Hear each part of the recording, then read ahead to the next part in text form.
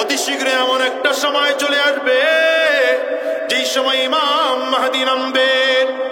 ইমাম মাহদীর কারণে, ওই পয়গম্বর আরবীর কারণে ওই যে ঈসা আলাইহিস সালাতু ওয়াস সালাম জমিনের মধ্যে, আসমান থেকে আবারও জমিনের মধ্যে নামবে। ইমাম মাহদী আবার আসবে, বেঈমানগুলো লেজ গুটিয়ে পালাবে। সাবধান করে বলি, গোটা জমিন থেকে বেঈমানরা সেদিন পালানোর রাস্তাটুকু খুঁজে পাবে না। লাকাদ কানা লাকুম ফি রাসূলিল্লাহি উসওয়াতুন হাসানা।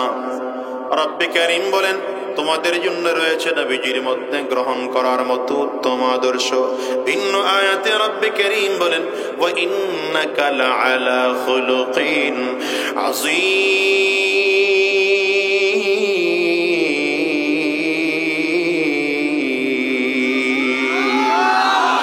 রব্বে কারীম বলেন, দুনিয়ার মানুষেরা, আমার নবীর আদর্শ হলো সব থেকে শ্রেষ্ঠ আদর্শ।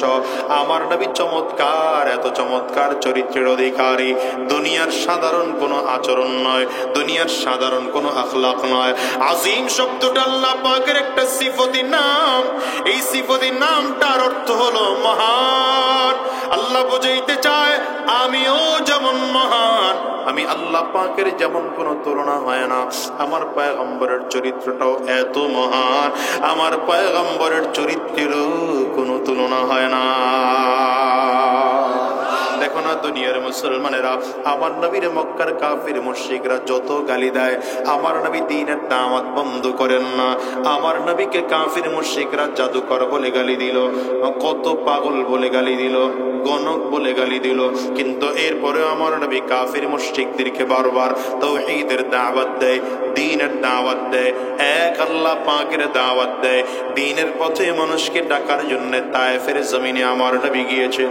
কোনো অপরাধ নাই, রাহমাতুল লিল আলামিনের তায়েফের গলি দিয়ে দিয়ে হাঁটে, আর এক একজন মানুষকে ডাকি ডেকে ডেকে আমার নবী কয়, ইয়া আইয়ুহান নাস কুলু লা ইলাহা ইল্লাল্লাহ তুফলিহুন। আসো না, আসো না, বিজয় সফল কাম হয়ে যাইবা। কালিমা পড়ে নাও, সফল কাম হয়ে যাইবা। লা ইলাহা ইল্লাল্লাহ পড়ে নাও, দুনিয়াতেও সফল হইবা, আখিরাতেও সফল হইবা। আমার নবীর অপরাধ এতটুকু, তায়েফের কাফির মুশরিকরা আমার নবীকে লক্ষ্য করে বারবার করে পাথরের টুকরাগুলো মারে। এই ছোট ছোট রাবারের গুলিগুলো লইয়া বাচ্চাদের হাতে দিয়ে দেয়, পাথরের টুকরাগুলো দেয়, আর ডেকে বলে, এগুলো মুহাম্মদের গায়ে জোরে জোরে মার। পাথরের টুকরাগুলো রাবারের গুলির মধ্যে লইয়া আমার নবীর গায়ে এত জোরে জোরে জোরে মারে, আমার নবীর চামড়া ছিদ্র হইয়া গোশতের মধ্যে পাথরের টুকরাগুলো ঢুকে যায়। রাহমাতুল লিল আলামিনের শরীর বেয়ে বেয়ে রক্তের ফোঁটাগুলো জমিনের মধ্যে পড়ে। আমার নবী হাঁটতে পারেন না, পাথরের আঘাতের কারণে রক্ত মাথা থেকে আরম্ভ করে শরীরের পা পর্যন্ত রক্ত পড়ে যায়। রক্ত পড়ে পড়ে পা জুতার সাথে আটকে গিয়েছে আমার নবীর। নবীজি বেহুশ হয়ে জমিনের মধ্যে পড়ে গেছে। বেঈমানগুলো আবার তাক লাগায় দাঁড়ায় আছে, হুশ ফিরে আসলে আবারও মারবে। নবীজি আবারও হুশ ফিরে আসলো। কাফিররা আবার মারতে আরম্ভ করলো, আমার নবীকে পাথর মারতে আরম্ভ করলো। আমার নবী দ্বিতীয়বারের মতো আবার বেহুশ। বেঈমানগুলো আবার তাক লেগে দাঁড়ায় আছে, হুশ ফিরে আসলে আবার নবীকে মারবে। দ্বিতীয়বারও যখন আমার নবী হুশ ফিরে আসছে, বেঈমানগুলো আবারও মারতে আরম্ভ করেছে। এমন করে আধা কিলোমিটার লম্বা জায়গা আমার নবী হাঁটতেছেন আর বেঈমানগুলো মারতেছে। পাথরের পানির কাছে গেল, কুয়ার কিনারায় দাঁড়িয়েছেন আমার নবী। প্রচন্ড পানির পিপাসা, কূপের ভেতর থেকে আমার নবী একটু পানি ওঠায় পান করবেন। বেঈমানগুলো কূপের ঢাকনাটা দিয়ে দেয়, যেন আমার নবী আর পানির থেকে গোয়া থেকে পানি পান করতে না পারেন। বেঈমানেরা আবারও আমার নবীর গায়ে পাথর মারতে আরম্ভ করেছে। পাথরের আঘাতে আমার নবী তৃতীয়বারের মতো বেহুশ। এবার আমার নবীর কাফির মুশরিকরা আবারও দাঁড়ায় যায়, যদি হুশ ফিরে আসে আবারও মারবে। আল্লাহর কাছে ফেরেশতারা দাঁড়ায় গেছেন, মালিক তুমি তোমার কি মোটেও দয়া লাগে না, মায়া লাগে না? তোমার বন্ধুর দিকে তাকাও, তোমার বন্ধুর ঘরে মা নাই, তোমার বন্ধুর ঘরে বাবা নাই, তোমার বন্ধু বড় ইতিম। ও যুবক রে, আজকের এই মোনাজাত করে দিলাম, হয়তো বাসায় যাইবা, দরজার মধ্যে টোকা লাগাইবা, মা হয়তো তোমার দরজা খুলবে, অথচ এই মজলিসের মধ্যে এমন মানুষ খুঁজতে পাওয়া যাবে যে মানুষগুলো বাসায় গিয়া দরজার মধ্যে টোকা দিলে তাদের মা দরজা খুলবে না, দরজার মধ্যে টোকা দিলে বাবা দরজা খুলবে না। আমি আজাদিও একজন মা হারা সন্তান, আমার ঘরে আমার মা নাই।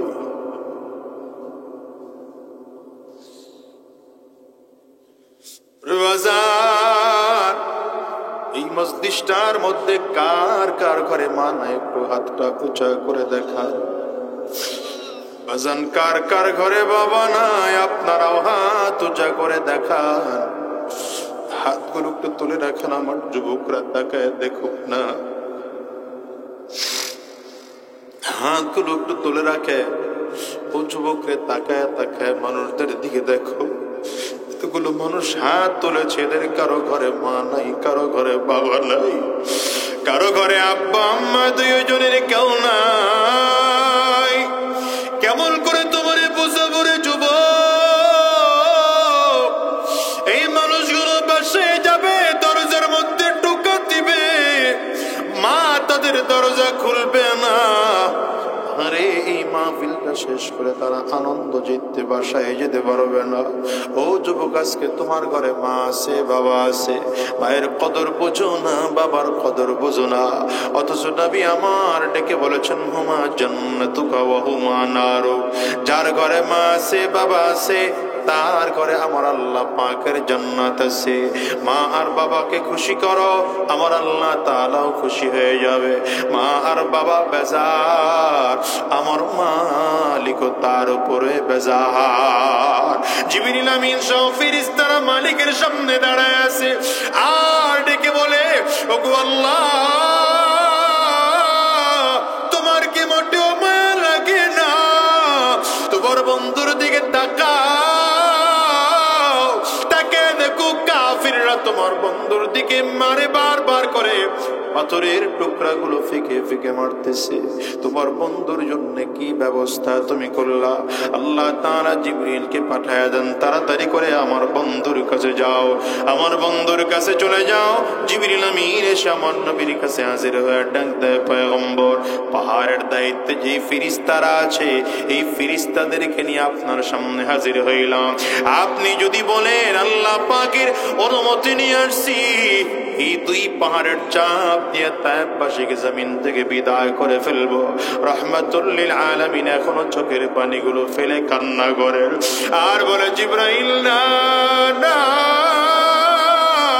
ওদেরকে মারবা না, ওদেরকে যদি মারো আমি নবী কার কাছে গিয়ে দাওয়াত দেব? ও দুনিয়ার মুসলমানেরা, সেই মায়ার নবী তোমার আমার জন্য কত কান্না করেছে, একটা বারের জন্য কি হিসাব মিলাইছো? আমার নবী এখনো কবরে বসে কান্না করে। হাদিসের মধ্যে আসছে, কিয়ামতের ময়দানে মানুষগুলো যখন উঠবে, সব মানুষগুলো উলঙ্গ অবস্থায় উঠবে ময়দানে, কিন্তু একমাত্র তোমার আমার নবী পরনে কাপড় পরে উঠবে। আমার নবী বলেন, রাহমাতুল লিল আলামিন যেদিন জমিন থেকে কিয়ামতের ময়দানে উঠবে, আমার নবীর বাম সাইডটা কাদা মাটি মাখা থাকবে। ফেরেশতারা জিজ্ঞাসা করবেন, পয়গম্বর, আপনার এই সাইডটা কাদা মাটি মাখা কেন? নবী আমার ডেকে বলেন, ফেরেশতারা জানোনি আমি কবরে বসেও ঘুমাই না, ওখানে বসে উম্মতের জন্য কান্না করেছি। ওই কান্নার কারণে আমার আল্লাহ কবরের মাটিটার একটা আসর আমার শরীরের মধ্যে লাগাই দিছে। ও দুনিয়ার মুসলমানের একটা বারের জন্য হিসাব নিলাও, আমার নবী তোমার আমার জন্য এখনো কত কান্না করে।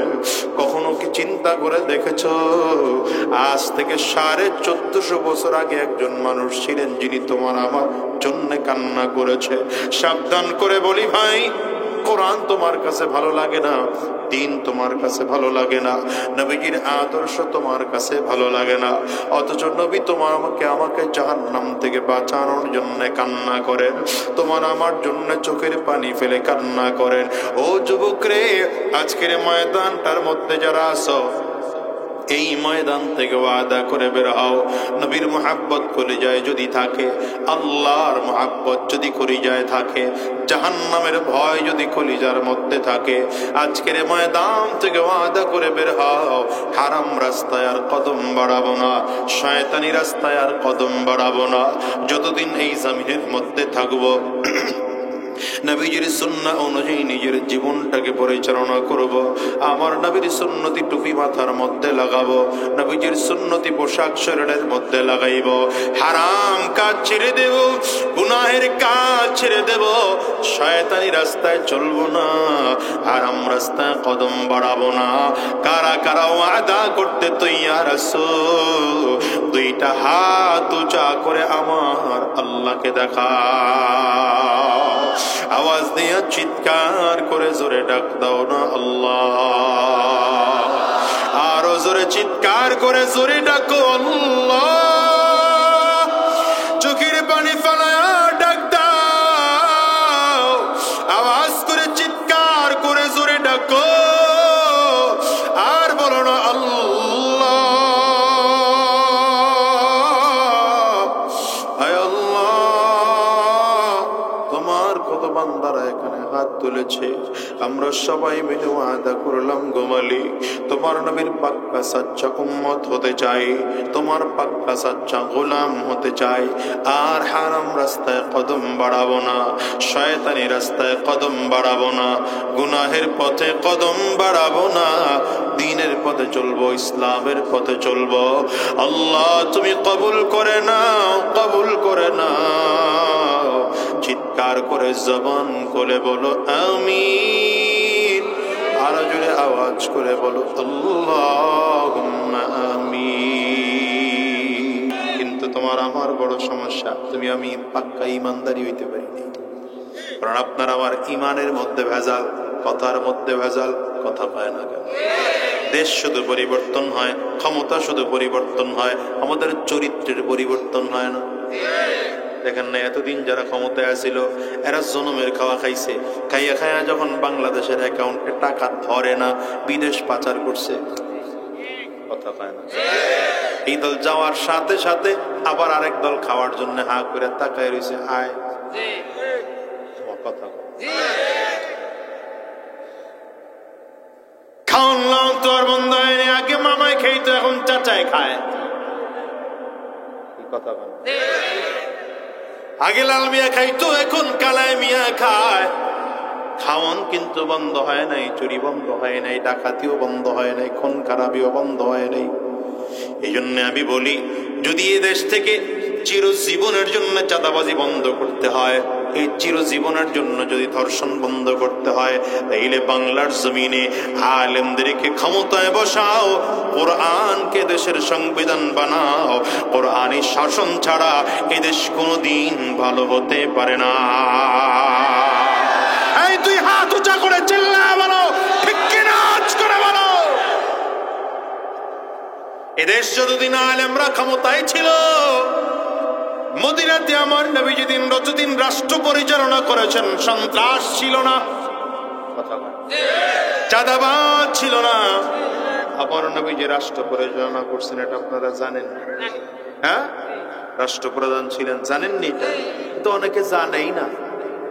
নবীজির পরে আবু বকর সিদ্দিক রাদিয়াল্লাহু আনহু উম্মতের মধ্যে সব থেকে বড় আলেম, কথা বলেন। এই আবু বকর সিদ্দিক রাদিয়াল্লাহু আনহু রাষ্ট্র পরিচালনা করেছিলেন। এরপরে ওমর ফারুক রাদিয়াল্লাহু আনহু তিনিও রাষ্ট্র পরিচালনা করেছেন। তার মানে খলিফাতুল মুসলিমিন ছিলেন, আমিরুল মুমিনিন ছিলেন, গভর্নমেন্ট অফ মদিনার প্রেসিডেন্ট ছিলেন না? ছিলেন না? এখন কোন হুজুররা যদি মেম্বার হওয়ার জন্য ফিকির করে, চেয়ারম্যান হওয়ার জন্য ফিকির করে, মন্ত্রী হওয়ার জন্য চেষ্টা করে, এমপি হওয়ার জন্য চেষ্টা করে, তাইলে আমার দেশের কিছু মানুষ এমন আছে এরা আবার বলে হুজুরের রাজনীতি করে কেন? বলে না? আমি তো বলি মিয়া রাজনীতি এটা হুজুরদেরই কাজ, এই চরিত্রহীন মানুষের কাম রাজনীতির না। ঠিক জোরে বলে নাই হুজুর, খেয়াল করেন তো বলে নাই কে কে? রাজনীতি এটা আলেমদের কাজ, বেঈমানের কাম রাজনীতি না। ঠিক কিনা আওয়াজ করে বলো? রাজনীতি এটা আলেমদের কাজ, কারণ রাজনীতি মানে রাজার নীতি, রাষ্ট্র পরিচালনার নীতি। এখানে যারা চোর আছে, ডাকাত আছে, বাটপার আছে, বদমাশ আছে, চরিত্রহীন আছে, এদের রাজনীতিতে কোনো কাম নাই। কি কথা বলেন? এই যে এখনকার রাজনীতিতে নোংরামি ঢুকছে, কারণ কি? বেশিরভাগ চোর রাজনীতি করে। যারা রাজনীতি করে এরা বেশিরভাগই চোর, এই জন্য এটা চোরের দখলে গেছে গা।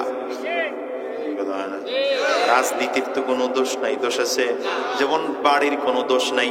একটা বাড়ি কোনো আলেম বসবাস করে, তাইলে আপনারা বলবেন এটা আলেমের বাড়ি। আবার আরেকটা বাড়ি যেখানে কোনো চোর বসবাস করে, আপনারা বলবেন এটা চোরের বাড়ি। বাড়ির দোষ আছে মানে যে বসবাস করে তার কারণে বাড়ির নাম। কথা বলে না? কোন আলেম এতদিন বাড়িতে বসবাস করত, হঠাৎ করে কোনো কারণে যদি আলেম ওই বাড়িটা বিক্রি করে দেয়, ওই বাড়ি যদি এসে কোনো চোর কিনে, তাইলে পরের দিন থেকে বাড়ির নাম হবে চোরের বাড়ি। এতদিন ছিল আলেমের বাড়ি, হঠাৎ করে কি হয়েছে? আবার যদি কোনো চোর তার বাড়ি বিক্রি করে, কিন্তু পরের দিন যদি কোনো কায়দা একজন আলেম ওই বাড়িটা কিনে ফেলে, তাহলে দেখবেন এতদিন ছিল এটা চোরের বাড়ি, হঠাৎ করে বাড়িটা হলো আলেমের বাড়ি।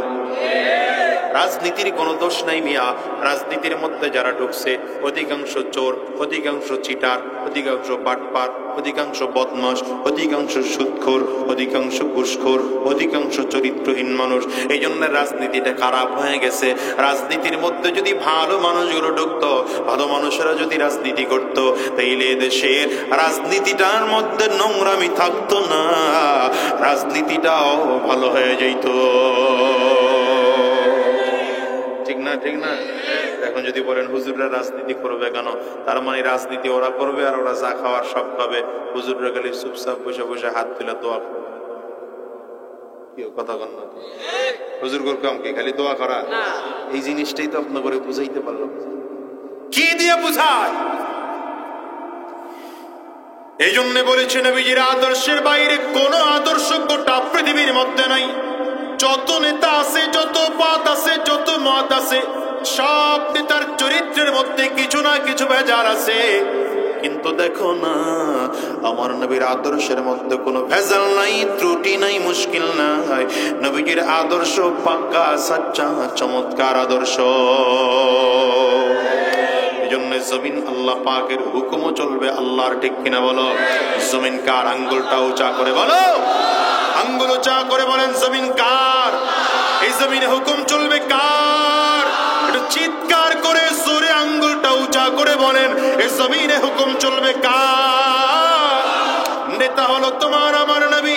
দুনিয়ার এই দাড়ি চাচা গুলার নেতা না, সুদখোর ঘুষখোর গুলার নেতা না, নেতা আমার নবী। বলেন নেতা কি? তোমার নেতা, আমার নেতা। জানেন না স্লোগান আপনারা? ভালো করে মনে হয় না? জানেন? তোমার নেতা, আমার নেতা। জোরে, তোমার নেতা, আমার নেতা। আমরা সবাই রাসূল সেনা, আমরা সবাই রাসূল সেনা। পারবেন স্লোগান দিতে? সবাই রেডি? মাশাআল্লাহ, কাশি দেন, গলা ক্লিয়ার করেন। দেখি না কেমন স্লোগানের পাওয়ার আপনাগর। আপনাগরে নিয়ে ইসলাম কায়েমের স্বপ্ন দেখি, আসলে কতটুকু বাস্তব বুঝতে হবে তো। কথা বলেন? বাংলাদেশের একদম প্রত্যন্ত অঞ্চল এই মঠবাড়িয়া না, ইউনিয়নের নাম কিটা? বেতমোড় ইউনিয়নের মানুষের মধ্যে ইমানের পাওয়ার কেমন, তেজ কেমন, একটু দেখা লাগে না? দেখা লাগে না? দেখি না আপনারা, আপনাদের মধ্যে কতটুকু ইমানি পাওয়ার আছে। কাশি দেন, গলা ক্লিয়ার করে। এই কাশিও দিতে বুঝে না, ভালো করে দেন। এবার দুই হাত উঁচা করেন, টান টান করে উঁচা করেন। ডানে আর বামে তাকায় দেখেন হাতকে তুলে নাই। মনে করবেন এই লোকটা জাতীয় অলস ফেডারেশনের সদস্য। হ্যাঁ, ভালো করে দেখেন ডানে বামে। যদি কেউ হাত না তুলে ধৈরা মোহাব্বত করে হাত দুটো তুলে দেন, হাতগুলো মুঠ করেন, ঝাঁকি দেন। শরীরের মধ্যে একটা স্পিড আসুক, দেন ঝাঁকি দেন। মাশাআল্লাহ, এবার কণ্ঠের পুরোটা আওয়াজ ছেড়ে দিয়ে একটা তাকবীর হবে। মুসলমান রেডি? এই বলো রেডি? হয় নাই রেডি? মেরে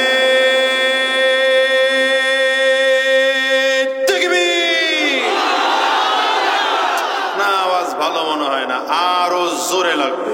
নারে তাকবীর, আওয়াজ দিয়া নারে তাকবীর। তোমার নেতা আমার নেতা, তোমার নেতা আমার নেতা, বিশ্ব নবী মুস্তাফা।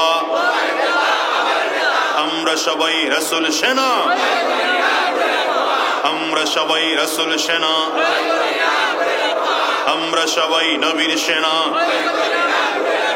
নারে তাকবীর, কোরআন সুন্নাহর আলো, কোরআন সুন্নাহ যেখানে, আলেম ওলামা যেখানে।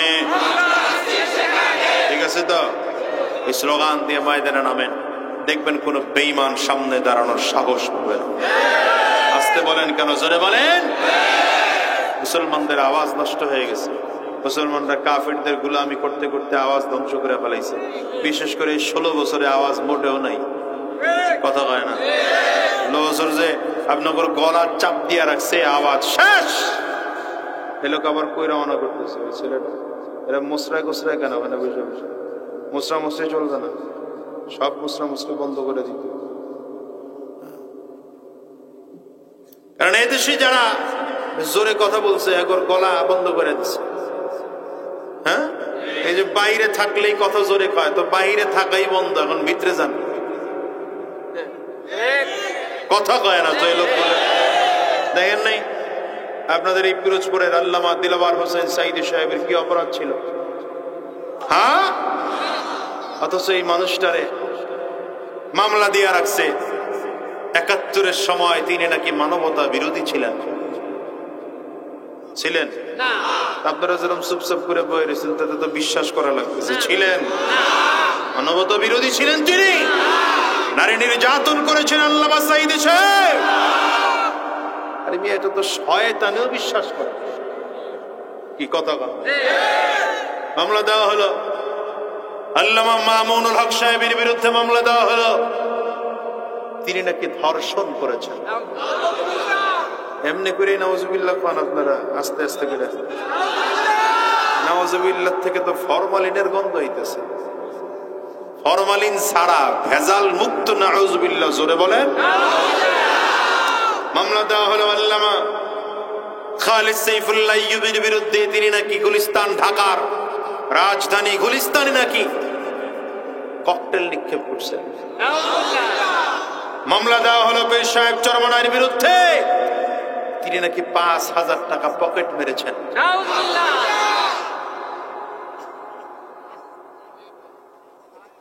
হ্যাঁ, টাকায় কত টাকা চিন্তা করতে পারেন? ৫,০০০ টাকা পকেট। আমার বিরুদ্ধে মামলা ৩টা ছিল, মাশাআল্লাহ। এখন গেছে গা, এখন একটা আছে মনে হয়। তো এটার মধ্যে একটা হইলো আমি নাকি কার বাড়ির গাছ কাইটা আমার বাড়ি নিয়ে এসেছি। এখন আমি বলি মুসলমান, আরে কোন তো প্রতিদিন এই প্রোগ্রাম থাকলে দৌড়ে তো দিশা হই না, আবার কোনোদিন ২টা-৩টা করেও তো থাকে, গাছ কাটার সময় পেয়ে আমার কাছে। হ্যাঁ, এই মানুষগুলো এই মামলা দিয়েও রাখছে। তো আমি তো বলি আলেমদেরকে যারা মামলা দিয়েছ, হামলা করেছ, তাকিয়ে দেখো তো ওলামায়ে কেরাম এখনো পালায় নাই, ময়দানে বুক উঁচা করে চলে যায়। আমরা এখনো ময়দানে কণ্ঠ উঁচু করে কথা বলি, আর আমাদের কথা শোনার জন্য এখনো হাজারো লক্ষ মানুষ গোটা বাংলায় আছে না নাই? চিল্লায় বলে। তোমরা যারা আলেমদেরকে মামলা করেছো, হামলা করেছো, চক্রান্ত করেছো, ষড়যন্ত্র করেছো, আরে তোমরা তো ভাগার সময় কলা পাতার বিছানায় ঘুমাইছো, তারপরে বাঁচতে পারো না।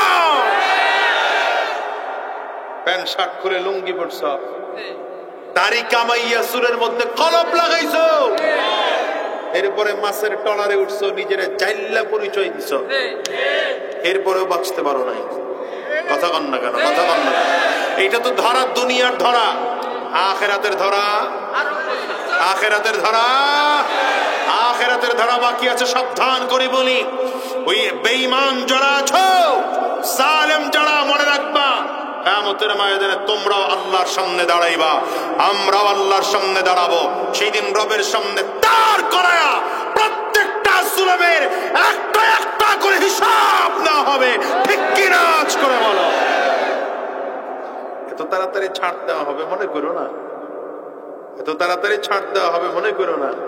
এই জন্য বলি আলেমরা এক হন। আলহামদুলিল্লাহ এখন মনে হচ্ছে উলামায়ে কেরামদের ঐক্যের পথ খুলে গেছে, ঐক্যের দ্বার উন্মোচন হয়েছে, দূরত্ব কমে গেছে, এখন টুপির ব্যবধান নাই। আলহামদুলিল্লাহ একটা সময় এমন ছিল, পাঁচকলকির বক্তা থাকলে গোল টুপির শ্রোতা বেশি হইলে তো পাঁচকলকিওয়ালা ওয়াজ করতে ঝামেলা হয়ে যেত। আবার যদি দেখা যায় না পাঁচকলকির শ্রোতা বেশি, গোল টুপিওয়ালা হুজুরের ওয়াজ করতে বড় টেনশন লাগতো। কিন্তু আজকে আলহামদুলিল্লাহ টুপির পার্থক্য চলে গেছে। আমি মনে করি আপনার মাথায় টুপি, আমার মাথায়ও টুপি, আপনার মুখেও দাড়ি, আমার মুখেও দাড়ি, আপনারও সুন্নতি পোশাক, আমারও সুন্নতি পোশাক। আপনি 5 ওয়াক্ত নামাজ পড়েন, আমিও 5 ওয়াক্ত নামাজ পড়ি। আপনিও কোরআন বিশ্বাস করেন, আমিও কোরআন বিশ্বাস করি। আপনিও আল্লাহকে রব মানেন, আমিও আল্লাহকে রব মানি। আপনিও নবীকে নবী মানেন, আমিও নবীকে নবী মানি। সুতরাং আপনার আমার মধ্যে কোনো পার্থক্য নাই। আপনিও যা, আমিও তা। আসুন হাতে হাত রেখে, কাঁধে কাঁধ মিলিয়ে একসাথে রাজপথে নামবো। বেঈমানদের দাঁড়ি বাংলাদেশে কোরআন কায়েম করব, কোরআন কায়েম করব। তৈয়ার কারা কারা? 2 হাত উঁচু করে আল্লাহকে দেখা।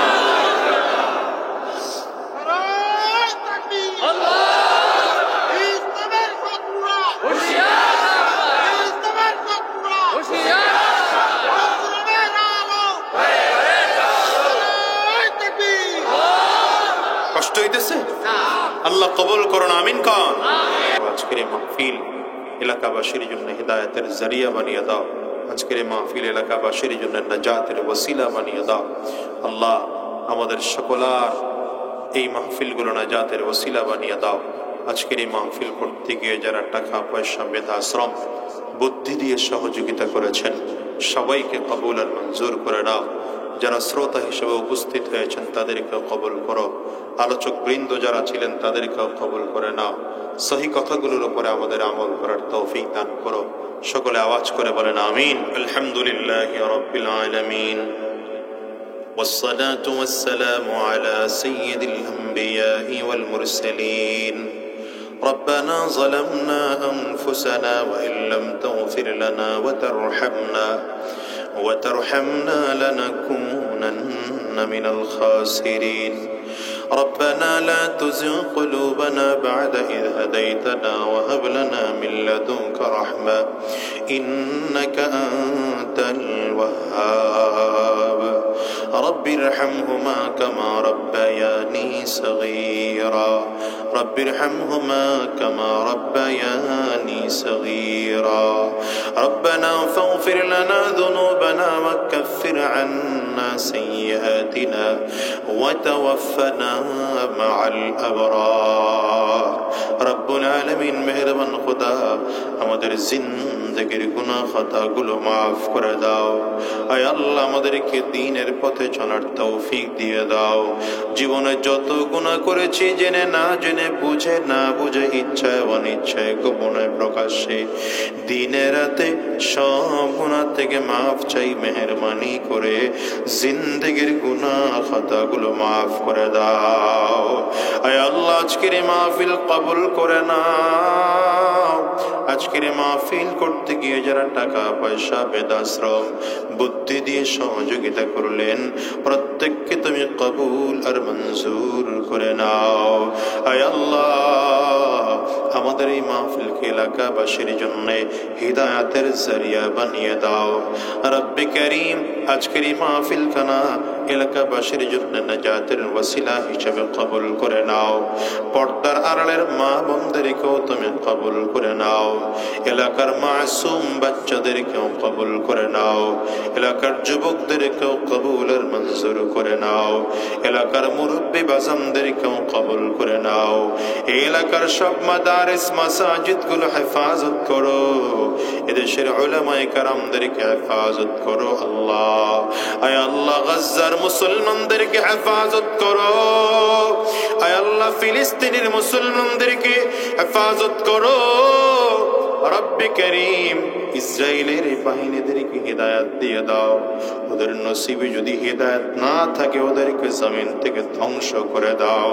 আয় আল্লাহ তোমার বাইতুল মাকদিসকে তুমি হেফাজত করো, মুসলমানদের প্রথম কিবলা তুমি হেফাজত করো। আমরা বড় দুর্বল, কিন্তু আল্লাহ তুমি তো সবল। আয় আল্লাহ আমরা ভয় পাই, তুমি তো কাউকে ভয় পাও না। মেহেরবানি করে তোমার দিনকে তুমি হেফাজত করো আল্লাহ, মজলুমদের পক্ষে তুমি থাকো আল্লাহ, জালিমদের বিরুদ্ধে তুমি আযাব নাযিল করো আল্লাহ। বিশেষ করে গোটা বাংলাদেশকে হেফাজত করো, বাংলাদেশকে নিয়ে যারা চক্রান্ত ষড়যন্ত্র করে এদেরকে হিদায়াত দিয়ে দাও, নসিবে হিদায়াত না থাকলে এদেরকে ধ্বংস করে দাও। আয় আল্লাহ আমাদেরকে দ্বীন ও ইসলামের পথে চলার তৌফিক দিয়ে দাও। আয় আল্লাহ যতদিন জমিনের মধ্যে থাকবো তোমার গোলামি করার তৌফিক দিয়ে দাও। জমিন থেকে যখন বিদায় হয়ে যাব ঈমান নিয়ে যাওয়ার তৌফিক দিয়ে দিও। শয়তানের ধোঁকা থেকে আমাদেরকে হেফাজত করো। আয় আল্লাহ এলাকাবাসী সকলকে তুমি হেফাজত করো। যারা জমিন থেকে বিদায় হয়ে গেছে কবরগুলো জান্নাতের টুকরা বানিয়ে দাও। আমাদের অনেকের মা আর বাবা জমিনে নাই, কেউ তো মা হারিয়েছে, কেউ তো বাবা হারিয়েছে আল্লাহ, কেউ তো জোরের ভাই হারিয়েছে। যাদের আত্মীয় স্বজন বাবা মা ভাই বোন পাড়া প্রতিবেশী শ্বশুর শাশুড়ি বন্ধু বান্ধব দাদা দাদি নানা নানি যে যেখানে ঈমানি হালাতে কবরে শুয়ে আছে কবরগুলো জান্নাতের টুকরা বানিয়ে দাও।